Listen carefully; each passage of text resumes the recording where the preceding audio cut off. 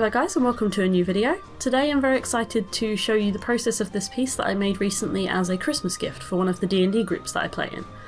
This campaign is called Glitter Chaos and the story is set in the world of Exandria, which is the same world as Critical Role, which for anyone who isn't aware is a D&D podcast. The world was created by Matthew Mercer and it is a huge and expansive world, and I really love what our DM Lissy Rain has done with it. So she has taken this setting and reinterpreted it in her own way and brought out details and added all these incredible NPCs for us to interact with and these amazing storylines, and it's just been amazing so far. And so I really wanted to do something that would give back to this group that has given me so much.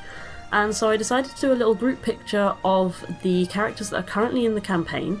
So basically this campaign has been running for a couple of years, long time before me and Saphira Lou even got into D&D, and then just over a year ago we were invited to join when we were just getting into it. And so we created our characters and they slotted neatly in thanks to Lissy's wonderful storytelling. And so since then we have been adventuring around together, causing chaos, which is part of the reason for the name. We are partly sparkly and fabulous, not including my character of course, and then we're also very, very chaotic and disastrous, so it fits very well. I'm going to put links to the social media of the other players in the description box, so please do check them out if you can, because they're all incredible artists or writers or creators of some kind. So yeah, they're all awesome people, so please do take a look if you can. I'll run through a little bit of information about each character as you can see me working on them. For some of them I don't have much information because Taryn has only just met them and is only just getting to know them, but I'll tell you what I can and I'll let you know what his impressions of the character so far might be or what experiences they've had together, so I hope you guys will enjoy it.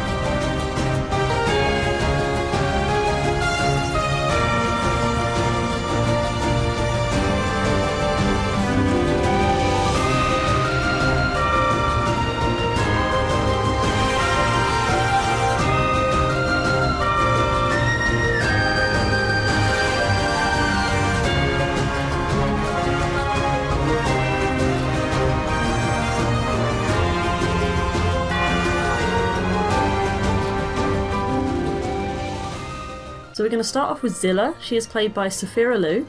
She's a high elf druid and she's the youngest member of the party at only 18 years old, and bearing in mind she's an elf as well, she's a baby, she just needs to be protected at all costs. Zilla is a cinnamon roll basically. She just wants to do good by everyone and help everyone. If there's ever an argument or drama of some kind, which there frequently is, she will be the first to try and diffuse the situation. Her first response to trouble is to make a cup of tea. So in Singorn recently, I don't even know how much tea we drank. There was a lot happening and there was a lot of tea consumed. In the case of some of the others, there was some extra stuff added to that tea, something a little bit stronger, but Zilla stuck to her guns and had her green tea all the time. And yeah, she's just an absolute sweetheart. All Taryn really knows about her, because we haven't got to her backstory yet, is that she has a history of slavery just like him, and that her adopted father is, if I recall correctly, a water genasi. So Zilla has been very sweet to Taryn even when he hasn't deserved it. She's been there to offer a listening ear when he's been agitated about something. She's persuaded him to stay when he was ready to leave because everything was going to hell. And she's kind of been the glue that holds the group together, or at least holds Taryn with the group a lot of the time. And so I just think she's really sweet. I love her, and I think that Taryn is becoming very fond of her as well. He already felt protective because of her history with slavery. He'd gone through the same thing, but in a way they've got a sort of brother-sister relationship growing, and I think that's really nice. They do have a tendency to play strange games when they're at meal times. They have eating competitions. When Taryn gets drunk and falls asleep on the table, Zilla plays Barbarian Buckaroo and sees how many things she can pile on top of him before he wakes up. So yeah, they've got a really fun relationship, and I love the dynamic between them. Next up we have my boy Taryn. Taryn is a wood elf barbarian. He's a lot older than Zilla. He's 120 years old, which is kind of young adulthood in elven years, and he's kind of at that point where he's still figuring out who he is, which probably isn't a good place to be when you're a wandering disaster with an axe, but that's where he is at this present point. So Taryn was born and brought up in Syngorn into nobility, and his family are very wealthy, very well respected, very gifted wizards. And as you can probably guess, Taryn is none of these things. He had no inclination towards using magic and absolutely no interest. He had more interest in spending time with his friend Varnon, who is a man he kind of idolised as a kid. And Varnon is from the Exilian family, who are weaponsmiths. And Taryn had much more interest in pursuing that, which his family, the Irokelians, didn't approve of. And so Varnon did teach Taryn for quite a few years. There's some birds singing right on cue because, you know, we're weaving the power of the imagination right now. Just picture that you're in Syngorn. It's great. So yeah, Taryn grew up with Varnon, kind of looking up to him a lot and wanting to learn everything that he knew, and he just decided he never wanted to be a wizard, and eventually Varnon left Syngorn quite suddenly. Taryn never really knew why, and then Taryn had a falling out with his family about not wanting to take on the work for their business, and eventually he left Syngorn as well. He left Syngorn before he actually reached adulthood. He was about 80, so he was still like a teenager, basically. A very, very moody, angry teenager. And straight away when he left Syngorn, he got into trouble and ended up in bad work because he had no idea where to get money from. Basically, he had been spoilt his entire life and didn't know how to fend for himself. So he soon ended up becoming a very different person through the work that he took on. Eventually, he did end up in the city of Imon, where he started to work for a blacksmith, ended up taking over the blacksmith's business, and then took on an apprentice of his own, which was Varnon. And Varnon is a human paladin, and I will be talking about him in just a moment. So yeah, that was probably the proudest moment of his life, was when he had his own business. So Taryn made the decision to go back to Syngorn eventually to see his family, make peace, and to kind of tell everyone where he was at in life. But unfortunately on the way he was captured by hobgoblins and taken into slavery. He was shipped off to Marquette, where he was forced to work in the mines, and he went through a lot of experiences in this time that really changed him as a person. He got 90% of his scars in this period. He went through a lot of pain, a lot of beatings and torture, and various different experiences that basically made him into the person he is today. And eventually he escaped, but he ended up in the middle of a country that he didn't know, with no money and no way to get home. Eventually he met Vin, who again I'll be talking about in a minute, and Vin was also in a very bad place, and he actually offered to employ Taryn as a bodyguard to protect him while he travelled across Marquette. And so they travelled together for a bit, became friends, they parted ways eventually, and Taryn made it back to Imon when he had enough money to do so. Unfortunately, when he got to Imon, he found that his business had been taken over or taken back by the landlord because he was just presumed missing or had left and wouldn't be coming back, and so his business wasn't there anymore. And this kind of broke him all over again, to be honest, because this was something that he'd put his heart and soul into, something that he could finally be proud of, and it was gone. And he then left Imon and went back to his ways of working as a mercenary or a smuggler or any amount of things that are not necessarily within the law. And during this, he actually witnessed Zilla, who he didn't know at the time, being captured by slavers. And he ran in to help, because there is some good in there somewhere, and he got captured as well and woke up on the slave ship. And so Taryn has been through a lot of things in a relatively short space of time considering the elven lifespan. So he's still a young adult, but he's had a lot of life experiences that have really moulded him as a person. He's got a serious case of small dog syndrome. He tends to take offence at anyone being taller than him, which is most people, and he tends to pick fights in taverns, especially with tall people. He also has a terrible weakness for shiny things. He doesn't like fancy, expensive clothing, but he does have a weakness for nice jewellery, and he likes a drink, and he likes a good book, which he hasn't been able to enjoy for a while because he lost his glasses while he was kept as a slave, but now the others have managed to get his glasses back for him, so he can read again, so that's one good thing at least.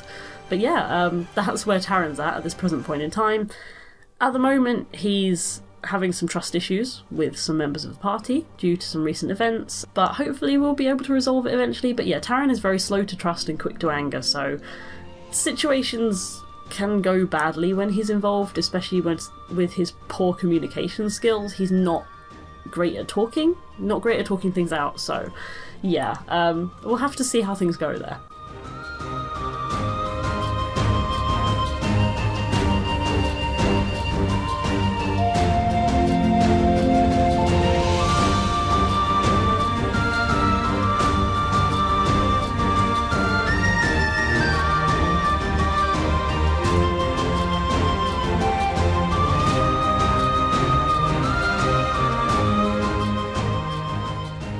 Next we have Gilly, who was actually in the original campaign from the start, and then moved into the Glitter Chaos part of the campaign after a short break where Gilly was away. So her character has just now rejoined the party, so she knows Vin and Trix and the others, but she doesn't know Taryn and Zilla. So Taryn doesn't know a lot about her. Gilly is a half-dwarf fighter who is played by Danny, aka Faye Elixir, and she used to be a blacksmith. She has a warhammer, so Taryn does like that. He's very interested in this information, and especially the warhammer, because he has the same. He forged his own warhammer when he was a blacksmith, and it's one of his most prized possessions. And Gilly is at the moment trying to investigate a scenario in which people from her hometown were captured and taken to work in mines to retrieve some form of crystal that she is curious about because it has a connection to a necromancer that we are currently chasing. And Gilly is quite quiet and reserved and serious. She's not an angry person or a miserable person. She just doesn't tend to have that sort of streak of mischief that some of the other characters have, but she's always willing to help. And yeah, I think that Taryn could learn a lot from her, especially considering her past vocation, and I'm really interested in getting to know more about her because I think she's really fascinating as a character. Next up is Kittery. Kittery is played by Natalie, aka Books and Dice on Twitter, and she is a halfling Beastmaster Ranger / cleric multiclass. She's very tiny, she's under 3 feet tall, and Taryn doesn't know a lot about her at all. She was again another one that was in the campaign from the start and then has rejoined this part of the party, and she has a companion which is a wolf called Finan, which has resulted in some problems in us trying to get into inns, unfortunately, but yeah, he's like the emotional support wolf, so he's very important to her. And Kittery has a lot of trauma in her past, which again Taryn knows nothing about, but when she believes she's hurt someone she cares about or feels that she's going to lose her found family, she tends to isolate herself and hurts herself, and again, that is something that Taryn sees in himself. So even though he doesn't know her and he takes a long time to get to trust people, he does find something about her that he wants to protect, and I am really looking forward to their relationship growing because he's not very good at getting to know people, but there's definitely something there that he finds familiar in Kittery. And she's very sweet. She's again another character who will do anything she can to help anyone. Kittery tends to get mistaken for a child a lot because of her appearance and her size, but she's, from what I've heard, not as innocent as she appears, so I'm looking forward to seeing what more Taryn can learn about her and what else we will see from her in the near future as things start to get very tense for us. Next up is Trix, who is played by Michelle, aka Feline Trickster. Trix is a half-elf bard / rogue. She is best friends with Vin. They are really, really close, and they have such a strong relationship they would probably die for each other, I think. And she is originally from Singorn, like Taryn, but she's a lot younger, and she is actually a member of the Exilian family, who Taryn spent a lot of time with when he was younger. So they didn't know each other before they met on the slave ship at the start of this part of the campaign because their timescales were completely different for when they grew up. But Taryn is enjoying getting to know her, especially because of that connection to Varnon, who he grew up with. And Trix is kind of the life and soul of the party. She's like sass personified, basically. She's very charismatic, she is very flirtatious, she's got a lot of energy, and generally whenever we have tasks that rely on getting information out of people, she tends to be the go-to person. She's always up for a party, always up for a bit of fun, and generally she does tend to lead the way for a lot of the party's kind of downtime activities. She's having a pretty rough time at the moment because there are 2 sets of assassins after her, because she got herself involved with the Derolo family a while back, and unfortunately there is some definite corruption going on in Whitestone, and so we are on our way to figure out what it is and try to stop it. But basically, yeah, she was involved with one of the members of the Derolo family, she fell in love with him, and a lot of bad things happen. Taryn doesn't know all the details at the moment, either that or he's just not really been keeping up because it's a lot, and this is Taryn. And yeah, basically, so she's being pursued by assassins. In a recent game, she gained a necrotic scar from a near-death experience, which was very tense. And yeah, we're trying to figure out a way to get the assassins off our trail and to figure out what's happening in Whitestone. But despite everything that's been going on, she does manage to keep her upbeat demeanour, and like I said, she's the life and soul of the party, and I think she's great fun, and I'm really enjoying Taryn getting to know her because she's very different to a lot of the people he would normally get to know, so yeah, I really like the dynamic between them as well. Next we have Vin, who is played by Liz, aka Discord Designs or Zombie Octopus, and he is a tiefling rogue / wizard multiclass. And he is extremely close to Trix, like I said, they're best friends, and he is the one that Taryn met when they were travelling in Marquette, and so they became friends prior to the campaign, and then met up again at the start when they ended up captured by slavers. Vin is basically the glitter in Glitter Chaos. He is extremely well dressed, very fabulous and sparkly, and quite impractical in terms of his clothing choices. He does tend to debate if there's, say he's buying some armour, he will debate between the practical armour and the pretty armour because he really wants the pretty one. And Taryn finds this quite frustrating, and there was a period where he was trying to steal Vin's impractical boots and throw them away into the forest, but he didn't succeed, unfortunately. So Vin is a sweetheart and I love him very much. He just wants to do his best for everyone, but unfortunately he is hiding a lot of secrets which recently have just started to come out, which have caused Taryn to lose a lot of trust in him. And this isn't Vin's fault because he's actually cursed and he can't talk about what's happened to him, and at the moment the group are kind of trying to unravel this. But yeah, Taryn's just had enough and he's kind of keeping his distance because he doesn't trust magic. But yeah, Vin is just trying to do his best and keep on going and have a good time while he's at it. He's always up for a party. He did used to have very long hair, but it got cut off in a battle, which he was quite upset about, but I think he looks great with the short hair as well. So he's also gained some scars recently in combat because back in the prison where we were being held, unfortunately he did go down in battle quite a few times and has gained some scars from that. And I love the fact that our DM makes it so that when you fail a death save, you gain a scar and you get to pick where you want it to be. So I haven't had this yet because Taryn hasn't even gone down in battle yet because he's a tank. And I'm making it sound like I want him to, but I don't. So the fact that Vin and Taryn aren't really talking at the moment, which is entirely down to Taryn, kind of makes me sad because I do love the friendship that they have. And Vin is just all round good to everyone. He just wants to do his best by everyone. And I feel sad for what he's going through at the moment, but hopefully we have some exciting dramatic storylines to come. Liz has hinted that we will be seeing a different side of Vin very soon, and I'm so excited for that.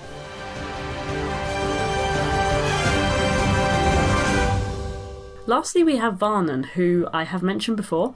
He is actually an NPC. I wanted to include him because I wanted to put in one of the DM's characters and not leave her out. And so I asked which one was the most important in her eyes to the campaign at the moment. And Varnon was the answer because he is currently helping us to pursue a necromancer. Now, like I said, Taryn met Varnon when he lived in Imon. Varnon worked as his apprentice for a bit. And this was when he was a teenager, so they were both moody and angry at the time. It didn't end well, they fell out a lot. Varnon then left and eventually met Varnon and married him. And so kind of two parts of Taryn's backstory collided there, and when it all came out it was kind of crazy and kind of awesome. But then sadly Varnon was killed by a necromancer, and this is the same one that Gilly is curious about because he possesses a crystal that is related to the kind that her people from her hometown were having to mine for, and Varnon is pursuing him because he killed his husband, and we were actually assigned the task of pursuing the same necromancer by the House of Requiem, who are a group who've told Trix that if she impresses them with her skills then she can join them and will be protected from the assassins. But unfortunately that kind of didn't go too well. If you saw my post about the masquerade ball on my Twitter, that was the whole deal with the House of Requiem, where we were supposed to be stopping the necromancer from disappearing, and we failed. So yeah, we've still got to go after him. But yeah, Varnon is now obviously very heavily involved because he wants to catch this guy as well. Taryn will be heavily involved because Varnon was his childhood friend, and finding out that he was killed has hit him hard, especially because recently when we went back to Singorn, Taryn found out that his parents had died in the time he was away, and his siblings have disowned him because they blame him for leaving. And so there's kind of a lot of different motivations weaving together here, and at the moment that's what's leading Taryn on, is that he wants to get revenge for the things that have happened to him and to his friends, and Varnon is definitely pursuing that as well.